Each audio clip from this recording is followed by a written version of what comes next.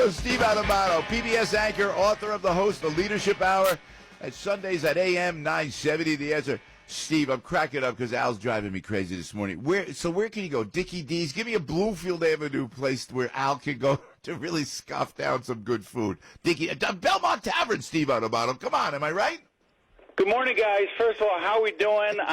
Joe, I got to tell you, there's an issue of self-control and managing one's appetite that we need to talk about. All I'm going to say is this: the retro fitness gym thing, timing better than ever. Yeah, right. We have to talk offline.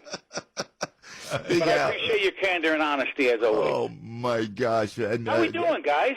Hey, we're doing great. Oh, the bread on Bloomfield Avenue too. Oh gosh, all the good stuff. Okay, you ready? Here we go. You got Calandras. Oh. Okay. Oh. You got Tingle. No, you're too young to remember Tingalings, right, Joe? Yeah, no. You know what? A little too. Hot dogs and lemon ice. Yeah. Look, but you weren't even born yet when that was going down. No, I wasn't. Man. By the way, I told my staff we talk about Murphy, Trump, and Sweeney, and Corey Booker, and we got Tingalings hot dogs, we got Dickie D's, and we got Calandras. I'm right on message. Steve Adubato. By the way, Frank told me don't bring the program down, don't bring depressing. So I'm being upbeat. Frank, how am I doing, buddy? Talk about food on the Bloomfield Avenue, for crying out loud. Well, you know what? But the whole Italian, there was a whole Italian contingency, and Rudy Giuliani would always bust my chops because he would say everybody would go to New York. Why would anybody want to go to New Jersey? But indeed, my family, they went from Avellino to, how did they end up, you think, in the North Ward, Steve? I mean, I got to tell you something. I was over at the place called Vinny's on Bloomfield Avenue. I saw Rudy Giuliani there having dinner with the guy Parnas. Oh, is that for real? For real? No. I'm sorry. I'm doing shtick, Joe. I apologize. That's all right. Hey, listen, so tell me, so NJ.com had a great article today. What's Cory Booker going to do now? Does he run again? Is he tired of this? Is this his last run at the presidency? President? Yeah. I mean, no, he's coming back home. Listen, Cory, you and I have known and both we respect Cory, interviewed him many times. He's a longtime friend. Let me just say this. I wrote this in the piece the other day that his message of love, I'm a big believer in love, affection, coming together, finding what, brings us together as a people. Timing a little bit off in the polarized, nasty, negative, divisive mood that we're in. The Democrats need to, in their minds, very much beat President Trump, and not enough Democrats were convinced that the message of love would beat Donald Trump in 2020. Yeah. So he's up for, when is he up for re-election? When is Cory up for re-election? Next year? Is it this year? It's 2022. 2022, yeah. All right, so Listen, I don't think he's got a serious fight here. It's a Democrat. You know what's interesting? New Jersey is a very blue state, Joe, when it comes to national elections, U.S. Senate, presidential elections.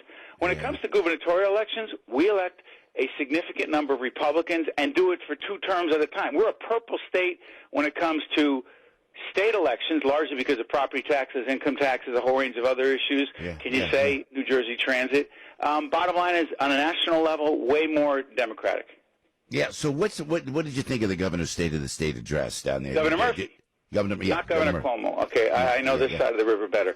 So listen, I respect the governor. I like the governor. He's a very nice guy. I look forward to interviewing him in a couple of weeks when I sit down with him. There's only one thing. I'm not sure over at the State House they have a calculator to add up exactly what all these programs are going to cost. I don't disagree with anything the governor wants to do.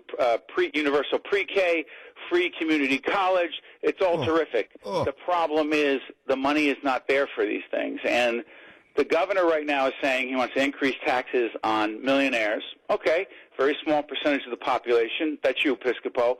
But here's the problem. The problem is, in a state like New Jersey, even for Democrats, moderate Democrats, left-leaning Democrats, you can't ignore the fact that very wealthy New Jerseyans have an easy choice to go to Florida. You got no taxes there, no income tax. We lose that revenue. We're losing millions, billions of dollars over time, and Governor Murphy has to match up his agenda, his very progressive agenda, left-leaning Democrat as opposed to more moderate Democrats, and match it up with the dollars that it's going to cost. If he starts doing that, he'll do better. But to date, not there yet. And that, he's a nice guy, by the way. And every time I say Very that, nice guy. people, one of the nicest guys you ever meet. But tell me, is he going to be primaried? I keep asking this, and I don't know that it'll happen.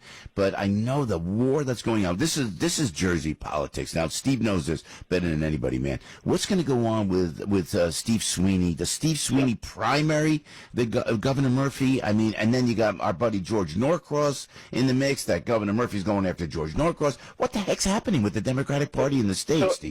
In some ways, this is inside baseball. On a great show like yours, I'm not going to do that. But in a lot of ways, see, they're personality issues.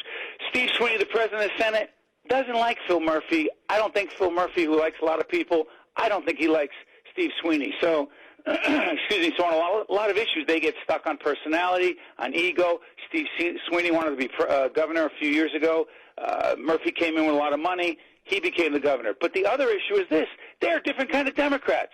You've got Murphy, who's more like an Ocasio-Cortez, Bernie Sanders, Elizabeth Warren Democrat. And then you've got Steve Sweeney, the president of the Senate. He's a Joe Biden moderate Democrat. They have philosophical, political differences on tax policy, on a whole range of other things. They see the world differently. And that's part of the problem, too. So you have gridlock in New Jersey among Democrats. It's going to be interesting. I don't think he's going to be primary, but I think the Republicans are going to put up a legitimate candidate in 2021. It's going to be a real race in New Jersey for governor. You think so? Jack Ciattarelli, man. He's the guy that's working all the county chairs now. You know Jack. You think he's going to be the one? We like John Bramnick. We always think John Bramnick's going to go in. What are you hearing on the Republican side, Steve?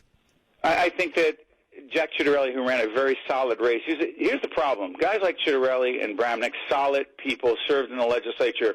John Bramnick, still the Republican leader of the lower house in the state assembly, really a good person. Yeah. To run for governor in a state like New Jersey with a media market in New York and Philadelphia, to go on the air, the amount of money that it takes, it gives a guy like Phil Murphy a tremendous advantage because he can buy so much media. He can fund a lot of his campaign, and that's very hard for people who have to raise money. And that's by the way, who was talking about this before? I guess Frank was talking about the role of money. He's 1,000% right. Forget about this Parnas thing. I wish he could testify instead of just talking to Rachel Maddow. Put him under oath, see if he's telling the truth. But more importantly, why does a guy like that even have access? Because of money. Money is killing our political system. Yeah, it's so true. But how do we get really influenced? It's like when they say Russia collusion. No, you buy it. The Russians bought a Facebook ad. That doesn't convince us. Joe, when you talk about money, what about Bloomberg? I don't know. And explain this to me politically, Steve, if you would. Steve Adubato with Joe on the radio, and you know politics, man. So Bloomberg is buying you right. He's buying millions, tens of millions dollars. Now his numbers go up. Who's going to watch and go, oh, now I'm going to listen to this guy just because he buys a TV ad? Maybe we're a little snarkier, a little hipper on Bloomfield Avenue, Steve. You know, I mean. Let me give you my view. First of all, I'm Frank, I'm staying positive, but here's the thing about the Russian ads, from my view, and here's the money issue. I don't have a problem with Bloomberg going into this race and spending all of his money. Trust me, we're not going to hold a fundraiser for him later. He's not going to win. He's not going to make a dent. But he's an American citizen. He served as mayor in New York. He's a great business person. Let him do it. I do have an issue, Joe, whether it influences things or not. The, quote, Russians buying ads on Facebook to disparage a Democratic candidate, to pump up a Republican candidate, or to disparage a Republican candidate. I don't want Russians involved in an American election. And using money to do that, to me, regardless of where one stands on the political spectrum, Democrat, Republican, conservative, liberal, can we just agree that they're our elections? That's what our men and women fought for, free American Democrat with a small d elections. That's my only problem with that.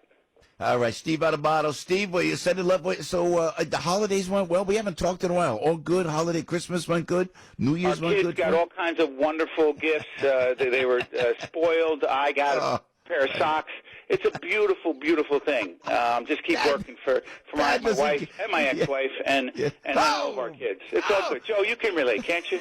Yeah, no, I have no idea what you're talking about. Steve, thanks a lot. Your calandra bread. I gotta send Al over there. Thank you, Steve Adubato. Love you guys. I love you too, Stephen. PBS anchor, author of the host of the Leadership Hour Sundays on AM 970. The Answer. Thank you, Steve Adubato. Thank you, my friend.